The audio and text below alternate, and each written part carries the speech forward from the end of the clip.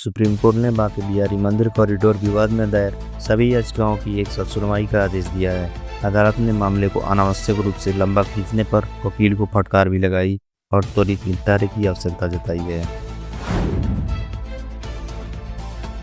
Donald Trump के बयानों के बाद भारतीय बाजार पर बड़ा असर पड़ा है। डॉलर के मुकाबले रुपया 89 पैसे टूटकर 87 रुपये 80 पैसे के ऐतिहासिक न्यूनतम स्तर पर पहुंच गया है। विशेषज्ञों के अनुसार वैश्विक राजनीति का स्थिरता और डॉलर की मजबूती इसकी वजह है। झांसी में एक माइक्रो फाइनेंस बैंक द्वारा लोन की किस्त न चुकाने पर एक महिला को बंधक बना लिया गया। पीड़ित पति घंटों बैंक वालों के आगे गिड़गिड़ाता रहा। पुलिस ने मौके पर पहुंचकर महिला को छुड़ाया। इस घटना ने बैंकों की रिकवरी नीति और मानवीय मूल्यों पर गंभीर सवाल खड़े किए हैं। सुप्रीम कोर्ट ने कहा है कि यदि कोई कर्मचारी ड्यूटी पर जाते समय या लौटते समय दुर्घटना का शिकार होता है तो उसे सेवा काल का हिस्सा माना जाएगा। अदालत ने यह भी स्पष्ट किया कि ऐसे मामलों में पीड़ित परिवार मुआवजे के हकदार होंगे। सपा सांसद डिंपल यादव पर मौलाना साजिद रशीदी की आपत्तिजनक टिप्पणी के विरोध में सपा नेता मोहित नागर ने लाइव डिबेट के दौरान उन्हें थप्पड़ मार दिया। घटना का वीडियो वायरल हो गया है। मौलाना पर आपराधिक मामला दर्ज हो गया है। बिहार में आशा कार्यकर्ताओं को मुख्यमंत्री नीतीश कुमार ने बड़ी सौगात दी। राज्य सरकार ने उनके मानदेय में 3 गुना बढ़ोतरी का ऐलान किया है, जिससे हजारों महिला कर्मियों को आर्थिक राहत मिलेगी। ऑस्ट्रेलिया सरकार किशोरों द्वारा सोशल मीडिया के उपयोग पर नियंत्रण के लिए कड़े कदम उठा रही है। अब यूट्यूब को भी उन प्लेटफॉर्म की सूची में शामिल कर दिया गया है जिन तक किशोरों की पहुंच सीमित की जा रही है, यानी 16 साल से कम उम्र के यूजर के लिए यूट्यूब पर रोक लगा दी गई है। यह फैसला बच्चों के मानसिक सुरक्षा को ध्यान में रखते हुए लिया गया है। पूर्व सांसद अशोक चंदेल को बेटे की मौत के बाद 72 घंटे की पैरोल दी गई है। वह आजीवन कारावास की सजा काट रहे हैं और कोर्ट उन्हें मानवीय आधार पर अस्थायी राहत प्रदान की है।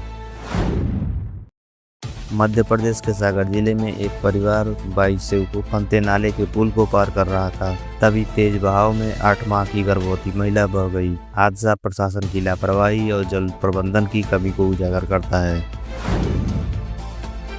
शिरोमणि अकाली दल की सांसद हरसिमरत कौर बादल ने लोकसभा में कहा कि युद्ध का सबसे ज्यादा नुकसान आम लोगों को होता है। उन्होंने कहा कि यह चौंकाने वाला है कि कुछ सांसद युद्ध रुकने पर नाराज हैं, जबकि जनता के जीवन की कीमत सबसे बड़ी होती है।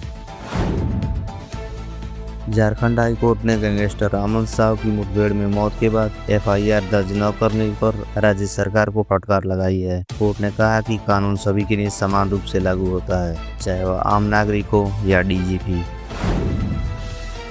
कांग्रेस ने PM मोदी से अपील की है कि वे इंदिरा गांधी से प्रेरणा लें और डोनाल्ड ट्रंप के 25% टैरिफ वाले फैसले का कड़ा विरोध करें। पार्टी ने कहा कि देश के व्यापारिक हितों की रक्षा में सरकार को स्पष्ट रूप अपनाना चाहिए। कपिल सिब्बल ने कहा कि भारत के पास पाकिस्तान से युद्ध करने के लिए पर्याप्त संसाधन नहीं है। उन्होंने राफेल डील और अन्य सैन्य तैयारियों पर भी सवाल उठाए, जिससे सत्ता पक्ष और विपक्ष में तीखी बहस हुई। ऑपरेशन सिंदूर में माता पिता को खो चुके बच्चों को इंडियन यूथ कांग्रेस ने आर्थिक मदद के चेक सौंपे। राहुल गांधी पहले ही उनकी शिक्षा की जिम्मेदारी लेने की घोषणा कर चुके हैं, जिससे प्रभावित परिवारों को बड़ी राहत मिली है। राज्यसभा में जया बच्चन ने प्रियंका चतुर्वेदी पर भड़कते हुए कहा कि आप मुझे कंट्रोल मत कीजिए। यह टिप्पणी उस समय आई जब सदन में एक मुद्दे पर तीखी बहस चल रही थी और माइक बंद करने की कोशिश की जा रही थी।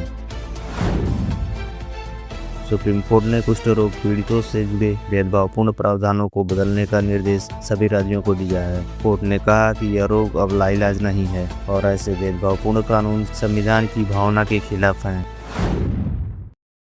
पश्चिम बंगाल में भारत बांग्लादेश सीमा पर BSF ने एक बड़ी कार्रवाई में 44 लाख से ज्यादा का सोना जब्त किया है। यह तस्करी अंतर्राष्ट्रीय गिरोहों की गतिविधियों की ओर इशारा करता है और सुरक्षा एजेंसियां सतर्क हो गई हैं। पटना में समाजवादी पार्टी के दफ्तर पहुंचे तेज प्रताप यादव का पार्टी कार्यकर्ताओं ने गर्मजोशी से स्वागत किया। उनके इस दौरे से सियासी हलचल तेज हो गई है। सुप्रीम कोर्ट ने सड़क हादसों से जुड़े एक अहम फैसले में कहा कि हाईवे पर अचानक ब्रेक लगाना लापरवाही माना जाएगा। कोर्ट ने ऐसे मामलों में दोषी ड्राइवरों को जिम्मेदार ठहराने की बात कही है।